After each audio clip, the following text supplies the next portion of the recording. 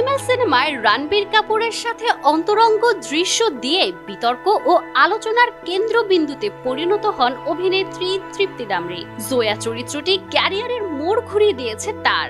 বছর না ঘুরতেই তিনি হয়ে উঠেছেন বলিউডের ব্যস্ততম অভিনেত্রী। এবার বিশাল ভারদ্বাজের পরিচালনায় অ্যাকশন থ্রিলার সিনেমায় শাহিদ কাপুরের বিপরীতে দেখা যাবে তাকে। সিনেমার নাম এখনো ঠিক হয়নি। প্রযোজনায় থাকবেন সাজিদ নাডিয়ালওয়ালা। এই সিনেমা দিয়েই প্রথমবার জুটি বাঁধবেন শাহিদ ও তৃপ্তি। এর আগে বিশালের পরিচালনায় কামিনে, হায়দার, রেঙ্গুন সিনেমায় অভিনয় করেছেন শাহিদ। তবে বিশালের সাথে এটি হতে যাচ্ছে তৃপ্তির প্রথম সিনেমা। এই বছরের শেষের দিকে শুটিং শুরু করতে চান নির্মাতা।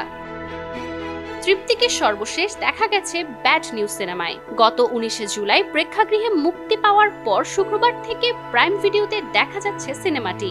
এছাড়া তৃপ্তি ইতিমধ্যে শেষ করেছেন অনিশ বাজমির ভুল ভুলাইয়া 3 ও রাজ স্যান্ডিলার ভিকি বিদ্যা কা ও ওয়ালা ভিডিও এর শুটিং। দুর্গাপূজা উপলক্ষে 11 অক্টোবর মুক্তি পাবে ভিকি বিদ্যা কা ও ওয়ালা ভিডিও সিনেমাটি। 90-এর দশকের গল্প নিয়ে তৈরি এই সিনেমায় তৃপ্তির নায়ক রাজকুমার রাও। সম্প্রতি প্রকাশ পেয়েছে এর ট্রেলার। 3.5 মিনিটের ট্রেলারে দেখা গেল ফুলসজ্জার ঘনিষ্ঠ মুহূর্ত ক্যামেরায় রেকর্ড করে রাখে ভিকি ও বিদ্যা। একসময় সেই সিডি চুরি হয়ে যায়, সেটা খুঁজে বের করতে হিমশিম খেতে হয় তাদের। এই সিনেমা দিয়ে দীর্ঘদিন পর ফিরছেন মল্লিকা শেরাওয়াত। এদিকে 1 নভেম্বর মুক্তি পাবে তৃপ্তি অভিনীত আরেক সিনেমা ভুল ভুলাইয়া 3।